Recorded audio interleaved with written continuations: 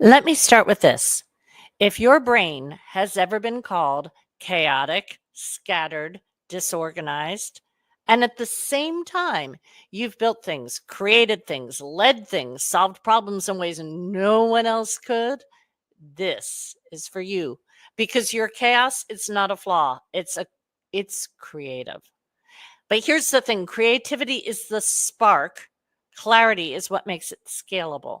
And clarity is what gives you the kind of resilience that lasts through the messy middle. So today, we're not here to fix you.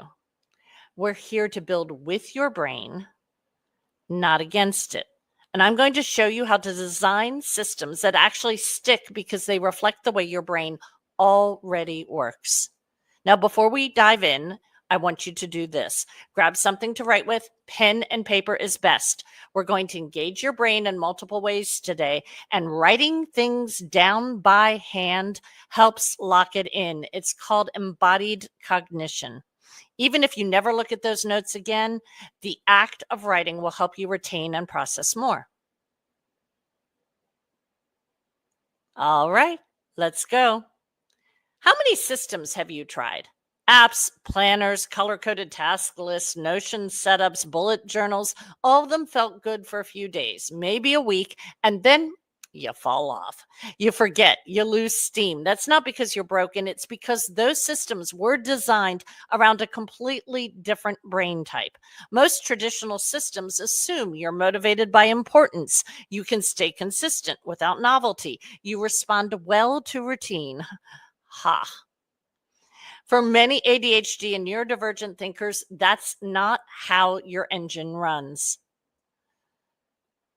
You are often wired to respond to novelty, urgency, emotional connection, momentum, and visual feedback. If your systems don't account for that, they will fail no matter how good your intentions are. I want to pause and ask, what's one system you've tried that didn't work? And why do you think it didn't? Write it down in your notes.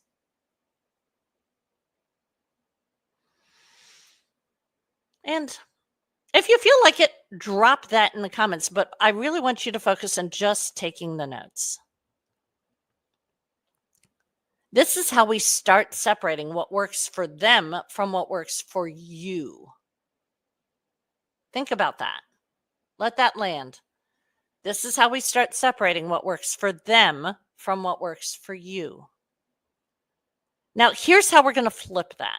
This is the framework I use with ADHD and neurodivergent clients who are building businesses, managing creative work, or just trying to get their systems to stick as leaders in the businesses they work for. There are 3 parts. First, we want to map your engagement triggers. What gets you going? Not what you should do, what actually sparks motion. A short deadline, a visually clear to-do list, body doubling or co-working, verbal processing, novelty or challenge. When you know your fuel, you stop forcing motivation and start creating conditions that actually engage your brain. Write this down. What are your top 2 focus fuels? What actually gets you into action?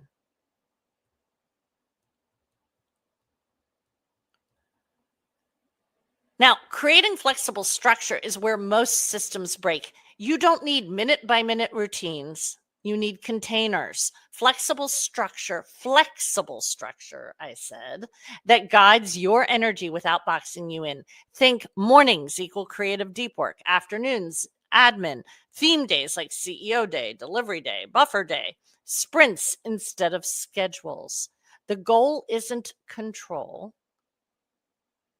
it's clarity, knowing where to point your energy without deciding from scratch every time, because from scratch, not good. Now, next we want to anchor with micro rituals. Micro rituals are the bridge between chaos and clarity. They help you start, transition, or reset using minimal effort. And we really want minimal effort. A 2-minute timer before starting a task, a daily shutdown sentence to close your day, moving a sticky note from doing to done, a song that signals focus mode. Think about that, a song that signals focus mode. taking your to-do list out loud. Tiny rituals, huge return.